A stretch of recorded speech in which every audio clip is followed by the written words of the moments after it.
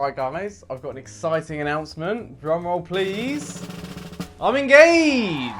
Well, not yet anyway. So we are filming this video on the 11th of June, and in 5 days time, I'm gonna ask Clark to marry me. So very exciting. And so by the time this video comes out, we will be engaged. What if she says no, bro? I hope she says yes.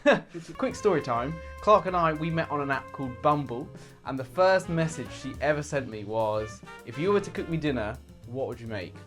And I think at the time I was trying to be cool and flirty, and I said, anything you want. Her favourite meal is a ribeye with some chips, cream spinach, béarnaise sauce, and whenever I'm in the doghouse, I always bring this meal out, and it always gets me back in the good book. So it works every single time. 60% of the time, it works every time. This steak dinner starts off with some beautiful roasted potatoes, which are gonna kind of be chips. We need to square these off and chop them into chips, and then get them into a pan of cold water, bring them up to the boil until they're nice and tender, and then just sling them in some really hot fat. It could be duck fat, beef tallow, olive oil, veg oil, butter, whatever you want. We're going with veg oil today. And then just roast it in an oven at 190 until they're golden brown and crispy. I love a roast potato, and I feel like I do pretty good ones. You've had my roast potatoes. Very good. Are they the best roast potatoes you've ever had? I've got a knife in my hand. Now, I love a steak dinner as much as the next guy, and the perfect accompaniment, I think, is cream spinach. I absolutely love it. And it starts off, who'd have guessed it, with cream. So you need quite a lot of cream. We're gonna get that into a pot. This isn't gonna be any old cream. We're gonna infuse it with some garlic and some rosemary. And we're actually gonna reduce it a little bit so it has a little bit more body, and it does intensify in flavour. Simmer it until the garlic's nice and soft and the cream is nice and fragrant.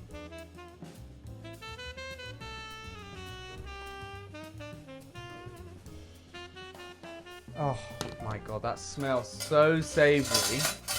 Garlic and rosemary really are just like undefeated. A good match. They're a great So now on to the spinach. With cooking any green vegetable, you want to cook it on a really high heat and fast. The reason being is because you want to keep that beautiful green colour and all those nutrients inside the vegetable. If you cook them low and slow, they're just going to taste of nothing and be really grim. So with spinach, we've got a really hot saucepan in here with a little bit of veg oil, and we're just going to cook this really quickly, so aggressively, just to retain as much colour and nutrients in it as possible. And it might look like a lot, but honestly, it will wilt down to next to nothing. All right, once it's cooked, that goes into a sieve, just to drain out any excess moisture. Spinach contains so much water, that's why it's really good for smoothies. Wow, that has gone down to like literally nothing. So just use some tongs, don't use your hands because this is so hot.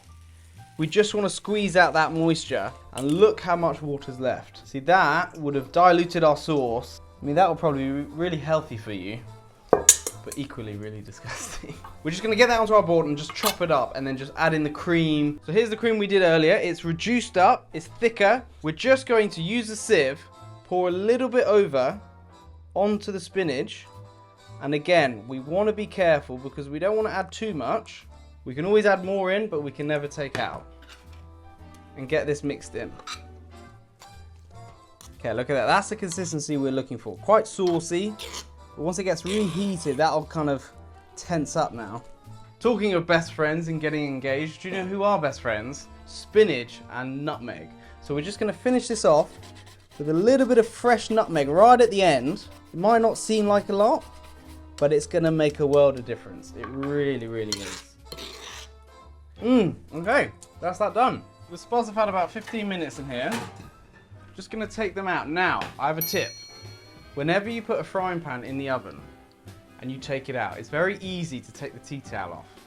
And then someone walking by might be like, oh, they look nice, and pick up the handle, right? I've done it so many times before, and it's a killer. So, for safety purposes, I feel like that teacher with the high-vis jacket on a school trip is just leave the tea towel on the handle and just save any burns, because honestly, cuts are bad, but burns are even worse. Okay, so they've been cooking for about 15 minutes, and we're just gonna give them a little toss It's really important to get these completely coated in that beautiful oil,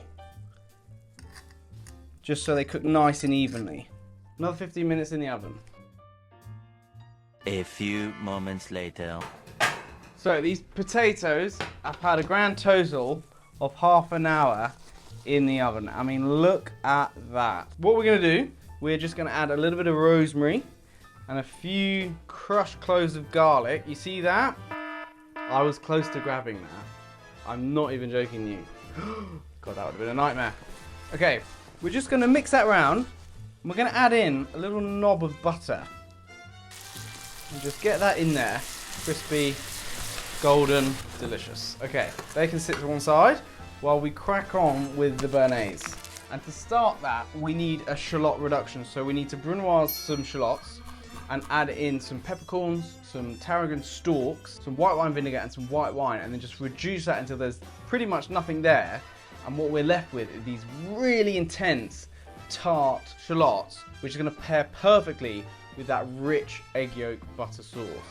And then in the meantime, we can slowly melt down some unsalted butter. The butter's melting on a really gentle heat. The reason being is because we want the fat and the milk solids to separate so that we basically have clarified butter. But the next step is to separate our eggs. So open it up and then just pass it from one shell to the other, getting rid of all the egg whites. We're going to add in some of the shallots. Try and avoid adding any peppercorns. Little bit of lemon juice, because this is going to help stabilize the sauce, and also add a bit of seasoning. Touch of salt and pepper. Now, another important tip is that I've used unsalted butter. Reason being is because we want a little bit more control over the seasoning.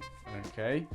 We're going to whisk these egg yolks and then pour in the butter really slowly, and that egg and fat is going to bind together to really thicken up our sauce. And then we're going to finish it with some chopped tarragon, chopped parsley, squeeze the lemon juice, taste and season, and then that'll be our béarnaise done. Now we're talking about steaks. Now we've been lucky enough on this channel to go to Cut Restaurant in 45 Park Lane with the wonderful chef Elliot Grover, where we had just an incredible tomahawk and some wagyu.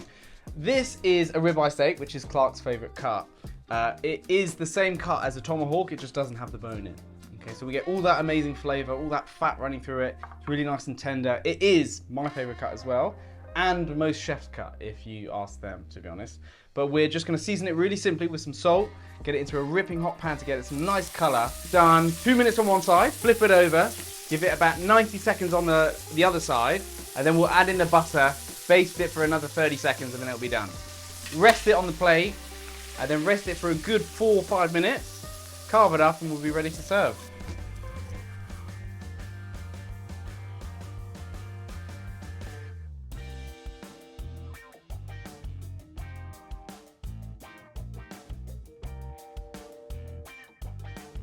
I picked a good one because my girlfriend has got a good taste, clearly.